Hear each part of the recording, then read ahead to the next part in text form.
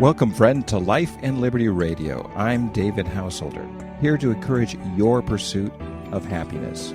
You and I are partners, exploring our shared spiritual journeys. Together, we're dreaming and working for a free society. Tell others today about our adventure in faith and freedom. So breathe in, open your mind, lift up your spirit. Let's get started. I'm going to take you on a tour through one of the spiritual classics of the entire human race. It's called Duties of the Heart by Rabbi Bachya ibn Paquda. And he lived in Spain about 1,000 years ago. You could just think 1040, form 1040. You'll remember that date. And Spain at the time was ruled by the Moors, or the Muslims. And he was part of the Jewish minority there. And he spoke in Arabic and didn't write in great Arabic, but he wrote this incredible book in Arabic. And it talks about the duties of the heart. And it's still in print after 1,000 years. Wouldn't you love that if you wrote a book? And continues to speak to people of all faiths, especially to Christians like myself, followers of Jesus, although there was really no way for Bachya ibn Paquda to become a follower of Jesus. There was really no opportunity for that where he lived. You were either in the Muslim majority or the Jewish minority. But there's a lot of real Christian themes here in this, and of course a lot of Bible from the Hebrew Bible, otherwise known as the Old Testament. I'd like to start with the parable of the silk, which Rabbi Ibn Paquda writes on page 57 of the edition that I have, which is part of the introduction. A king, wishing to test the intelligence of his servants, distributed among them bolts of silk. The diligent and clever one among them selected, from out of his own share, the choicest material. Then he selected the best of what was left, thus dividing his share into 3 types: fine, medium, and inferior. He put each type to the best possible use, employing skilled craftsmen to turn the material into handsome outfits of different styles and colors. He wore these outfits while in the king's presence. For every occasion and place he chose the outfit that was the most suitable. The fool among the king's servants used his entire share to make what the diligent servant had made exclusively out of inferior material. Then he sold what he had made for whatever price he could get, and quickly spent the earnings on fine food and drink and the like. When the king found out what had happened, he was pleased with the conduct of the diligent and clever servant, drew him closer, and promoted him into his inner circle. He was displeased, however, with the conduct of the fool, and sent him into exile far away to the most desolate corner of the kingdom, to live among those who have incurred his wrath. Fascinating story about the 2 servants. Sounds like the kind of parable that Jesus would tell. And it talks about how these 2 servants operated differently, but especially how the first one was wise. And he separated the silk into 3 qualities and quality levels, and then he used them, made some clothes out of them, and used them for whatever was appropriate at the time.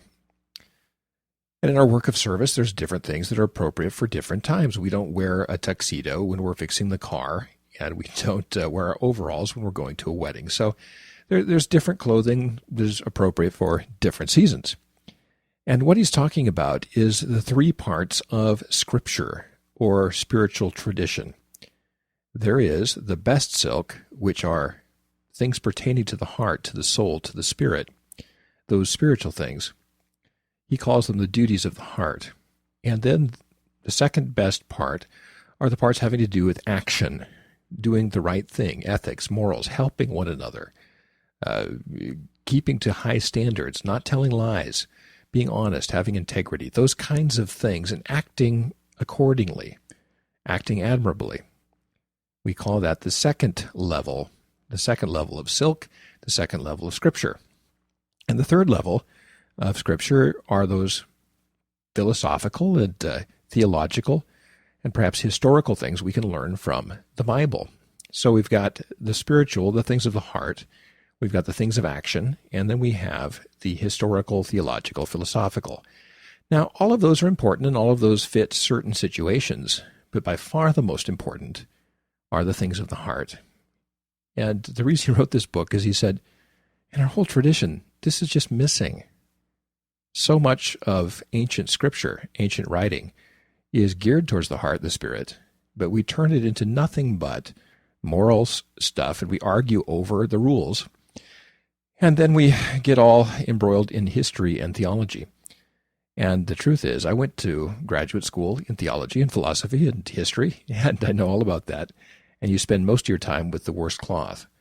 And you don't even really move into the second level of cloth. And when pastors get together, they often argue over the second level of cloth. What kind of liturgy should we do? What kind of worship service should we do? What kind of actions should we take? What's the right way to vote? What's the right way to think? All of those things. Now, that's all fine. None of these are wrong. They just need to be used appropriately. The top level, though, the things of the heart, the things of the spirit, are the things that are so most missing.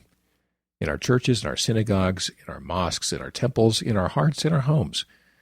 We don't really have a vocabulary for developing the spiritual side of ourselves. And I think within every living faith tradition, there is a spiritual stream. And the truth is, people who practice those spiritual streams often have more in common with each other than people in their own faith tradition that shy away from them. In fact, some faith traditions define themselves by being non-spiritual. In the Christian tradition, we call that cessationism, where we talk about the morals and we talk about the theology, but we say that the spiritual side was perhaps running during Bible times, but that river has run dry, which I think is kind of a theology of despair, to say the least. So I'd just like to invite you to develop that spiritual side, that heart side, the duties of the heart.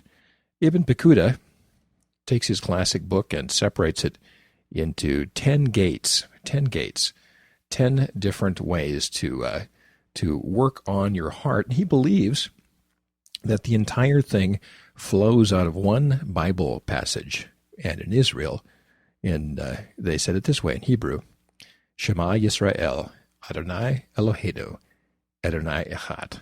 Hear, O Israel, the Lord your God, the Lord is a singularity. The Lord singularity. The Lord is a unity. And the truth is, we have one creation, not many. We live in one reality, not two. And the truth is, there is really no dualism within it. What we have, what we perceive either spiritually or through our senses or through memory or learning, is one reality, and we seem to share that reality with everyone. So if there is design here, it's pretty hard to believe there is no design here.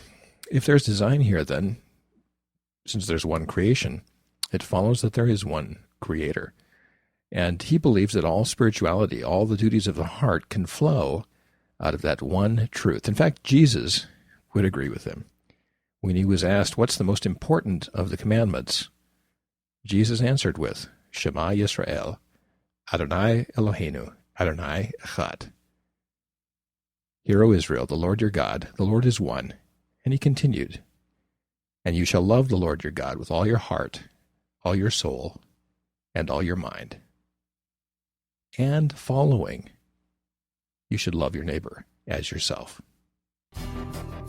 Well, that's all for today on Life and Liberty Radio. Thanks so much for sharing this part of your spiritual journey with me.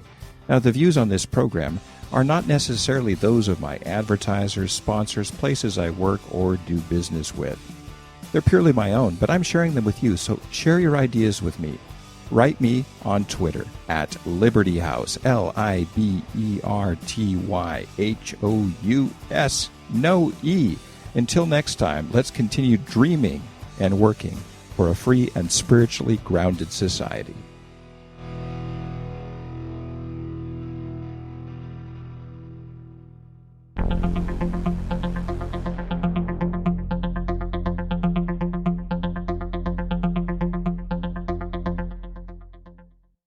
If you're like me, you love getting packages in the mail from Amazon.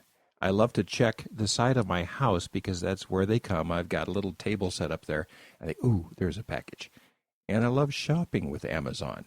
You say, well, it costs extra with the shipping, but the truth is you'd spend a lot more in gas and time just driving around looking for stuff. You can find almost anything on Amazon. It's kind of like the old Sears catalog or the Wells Fargo wagon. It's part of our American tradition to have delivery to our homes. And if you shop on Amazon, I'm going to ask you to do me a favor.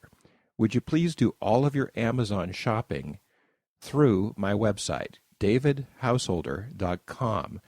Go to davidhouseholder.com. At the top of the page, there's an Amazon banner. Click on there and do your shopping from there.